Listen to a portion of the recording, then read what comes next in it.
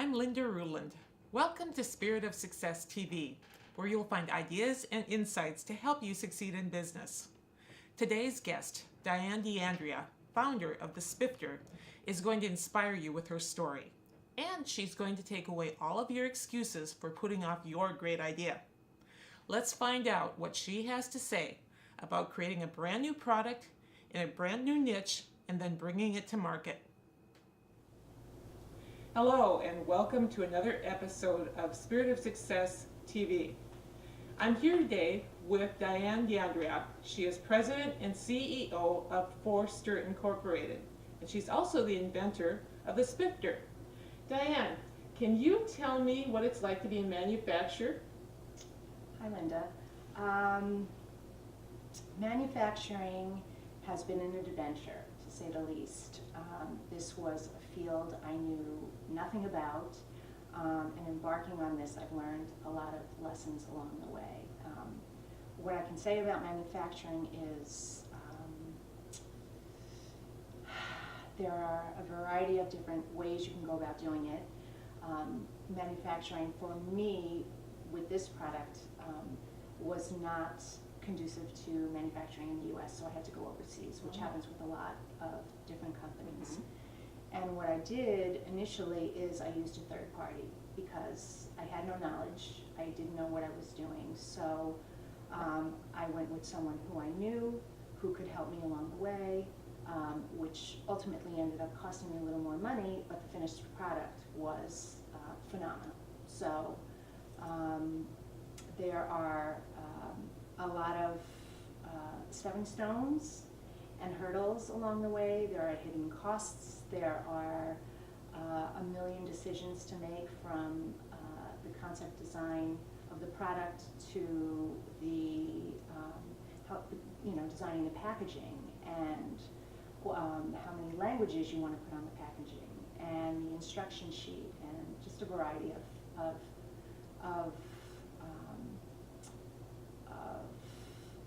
Decisions to make. And yeah, a lot of decisions to make. And your experience that way is so vital, and that's what's so helpful for our viewers at Spirit of Success TV, is to hear your journey so that they can learn from that. Yes. Now, you are both the president of a company and you are an inventor. Yes. So my question is, what came first? The innovation, the product, or was it the company? It was definitely the product. The Spifter was born out of a frustration one day in the kitchen.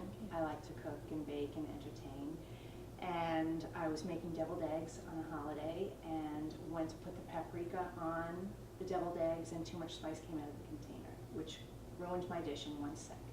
So I came up with the idea for the product. If there was just a sifting spoon that had a small enough bowl where you could just tap the spice exactly where you wanted to, and voila. The and it idea. Was a flash. It was an a flash. idea. Instantly that said, I'm going to create a company for this. Well, no. It was, and then I went on a search, high and low, all over the internet, to every kitchenware store, and I couldn't find anything like it. Oh, okay. So a little voice inside my head said, why don't you create this? So that's what created the whole idea, and the product was born then. Oh, thank goodness for little ideas. Yes. Yeah. In your role in your company, you mentioned that you're president and you're obviously the founder. Is this a full-time venture for you? This is actually not a full-time venture for me. I have a full-time corporate job. I am the single mother of twins. Oh, my word. And I do this on the side. However, this will be a full-time occupation for me and a career for me in the very near future. I'm working on that right now. Oh, I can see why. Yes. Absolutely. It's so exciting. And speaking of that, from the point in time that you had that flash of an idea till now, how long has it taken? How long has it taken you to go from being what sounds to me being very close to being a full-time president and CEO? I would say I came up with the idea about 5 years ago. So, in the invention world and doing this as a hobby, that's a pretty short amount of time to be doing this. Had I been doing this full time, I know many inventors who have gone 5, 6, 7 years, and it's still not where they want to be. Oh, of So, course. yes. That's very rapid, which Yes. means you had some pretty clear ideas and very solid research along the way, and apparently you don't waste a lot of time when you hit the ground running. No, I don't. Oh, that's so exciting. So speaking of hitting the ground running, can you share with us any hurdles that you had to overcome that maybe we can learn from? Oh gosh, there have been many. I don't consider anything a mistake. I consider it a lesson learned, Okay. and that is valuable knowledge. Oh, there were hurdles. Oh gosh, where do I start? I would say I've spent a lot of time and money and energy doing things and researching things in areas that I'm not skilled at, and I've learned through a hard way by spending all of those resources that I should just hire other people to do those things that I'm just not skilled at doing. So, So a key takeaway for us to hire specialists. hire specialists whenever possible. There are interns out there, there are resources out there, there are other ways to expand your business. It does not have to be all of you. Building team is very, very, very important. Okay, so I'm hearing build a team, hire specialists, do not try to do it all yourself, Right. value your time. Value your time, yes. Awesome. Yes. Okay. So thinking back now, this has been a few years, does this company today resemble anything that you envisioned first off? Well, no, because 5 years ago, I had no idea that I even wanted to pursue owning my own company, being an entrepreneur, being an inventor, I'm in essence, I'm a visionary and a designer now. I had no idea that my life would take on this path, and I just wanted a decorating tool, to add to my collection. So I would say I couldn't fathom that my life would be the way it is right now. The people in my life, the networking opportunities, the experience I've had, the growth I've had, I see my life now 5 years from now, and it looks completely different than it does now. So, no. The answer is no. I had no idea that this would be my path. My goodness, is it all good? Oh, it's all good. Oh, wonderful. Oh, yes. It's phenomenal. It's limitless. It's amazing. Yeah. All right, you mentioned that it's going to be completely different again 5 years from now. You have any vision for what different is? Yes, I do. Okay. I do. I have, since I've invented this product, now I can't turn off the create. I've come up with a whole line of Spifter products, and I have several other products in development at this point. So my vision is I am building a brand. The name of the company is Forster. And that is a play on my maiden name is Forster. Oh, okay. So the name of the company is the number 4 in the word stir, since the Spifter is a spoon, 4 is my lucky number. So I'm building a brand around Forster in the kitchenwares industry. And through a lot of trial and error and research, I've come up with a niche product line that is very unique, very cool. They're multifunctional products, they're brilliantly designed, they're very well made, and they will bring happiness to the end user. I can the see goal. that. I can see that just from your description. Mhm. And yes, we're going to share them with you and let you see them, but there are a couple more questions I need to ask you, Diane, Of before we get to course. that point. Of course. Now, we've got a lot of people who are listening to us today who are thinking of starting their own company, or they're in the process of building and developing their companies. Is there any advice that you'd like to share with them? Yes. All right. Yes. 2 words: keep going. Keep going. It's be persistent, persevere, believe in yourself, trust that you are on the right path, that you have come up with something that is worthwhile and bringing to the world, because it is. Don't let the doubt deter you in any way. And because there will be times, there have been 1,000 times where I just wanted to throw in the towel and said, this is the world really need this product, but when I see when I get the testimonials and I meet people and they say, wow, I wish somebody came up with this a long time ago, and thank you so much for creating it. That's such validation. So my advice is to keep going, and it's also, you don't do it alone. Don't be out there by yourself. There are many resources and people who will support you. So, keep that in Simple mind. and profound. And it's Yes. absolutely profound, because there's so many hours and so many moments when a person is at the early stages especially, that they think, is this going to be worth my time and energy? Am I wasting my time? And it's so easy for somebody to give them the long face and say, you really think you should be doing this? So Right. thank you for that. Sure. How about marketing? What does it take when you not only are manufacturing a product, starting a new company, but innovating? You're inventing something brand new that hasn't been invented before. How do you bring that into a market that hasn't seen it before? Well, I did 2 research studies. One was where I actually sent product samples out, and then the other one was just a market research. And I have a background in advertising and media sales, so this is pretty much my area of expertise. So I pretty much knew from the get-go who my target market was, but it was nice to have the validation, because the feedback I got was definitely way in the favor of creating this product, that there was a need and a demand for it, and who the target audience was. I knew who it would be. I knew it would be women ages 25 to 54 years old. They like to cook, they like to bake, they like to entertain.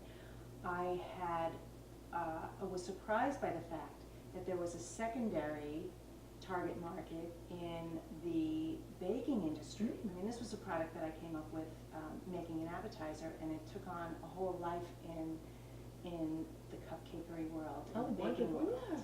Yeah, the cupcakes have really emerged in the last few years, haven't they? Yes, they have. And the surprise tertiary target market was chefs and pastry chefs and bartenders. I had no idea, and I found out through the research that actually more men visit my site than women, which was really surprising. That is interesting, isn't it? Yes. Now, how much, if I might ask, of this research did you do before you brought on those specialists, and how much have you been doing ongoing? I did the market research study before I manufactured, because I wanted to make sure that I was, on the right track with this before I invested all that time and money. I did the product testing after I had the product manufactured, and I did it through the Cooking Club of America, if I can say that. Okay. If that's okay. Through the Cooking Club of America, and that was, very targeted market. And if anyone knew or had an opinion if this product was valuable, it would be that target market. So that makes a lot of sense. And if I'm understanding you correctly, the research continues. The research does. I conduct several tests. I've done focus groups with some family and friends, outside family and friends as well, because the people closest to you will, they'll say things in your favor. So you really want to have outsiders' opinions. I also get a lot of reviews on the various sites that I'm on too, and I take those, into account and take those seriously. Would you consider yourself a business-to-business company, or are you a business-to-consumer company? At the moment, I would say I'm skewed more towards a business-to-consumer company. And do you sell directly to consumers? I do. Okay. I do. So if a consumer wants to have your product, and we'll talk about that further in a few moments, but if they were interested in your product, would they come straight to you? They could do a number of things. Okay. They could go to our website. It's also available at Amazon.com, on QVC.com, on Sky Mall, on OpenSky, and then on our site we have dozens of specialty retailers. And your site is boutiques. Forster.com? It's actually the site for the product is thespifter.com. Spifter.com. Yes. Okay, so just if you wouldn't mind repeating those sources again. Sure. They can go through our site, www.thespifter.com, qvc.com, amazon.com, opensky.com, skymall.com, and on our site, if you go under the tab where it's available, where to buy, you can see all the specialty retailers that are in there. Are you ever working with big companies? Some of our familiar name companies. I'm in the process of negotiating some opportunities with some of the big box retailers right now. Okay. Yes. Okay. Yes. Is it a big secret as to who they are if you're negotiating right now? Yeah, I'd rather not say by name, but I can tell you a little bit about the process of doing that. It's difficult with one product. Okay. You know, a big box retailer has you know relationships with a lot of different products, and it's a lot of work for them to work with someone with just one SKU. So I've learned that along the way, which is why I came up with the other product lines, Okay. because I thought, well, I've got this one and I can expand on this, and so it makes it much more attractive for them to want to do business with you. Okay. So, and customer demand also will dictate that as well. All right. For our audience again, are there any ahas in terms of deal makers or deal breakers with regard to big stores, big companies? The biggest aha for me was price is everything. Okay. It's really all about price. You think of all the products that are available in a store like a Bed Bath & Beyond or, you know, a Target or any of them. It really comes down to the numbers with them. Yeah. All right. Yeah. So I'm imagining that there is quite a consideration between dealing with a company who is buying one or two of your products, or you're selling directly to the customer, Right. versus selling it in volume. Yes. And that's an experience and a subject all its own. Yes, yes it is. Are there any of these well-known companies that we might look for your product to find it there today, or is that still coming? That is still coming. All right. That is in the works. All right, and you mentioned that to work with them, you need to essentially introduce a series. Is there anything that you want to share with us with regard to what's coming up in addition to the Spifter? Sure, I'm happy to. The Spifter is actually coming out with a whole line of products.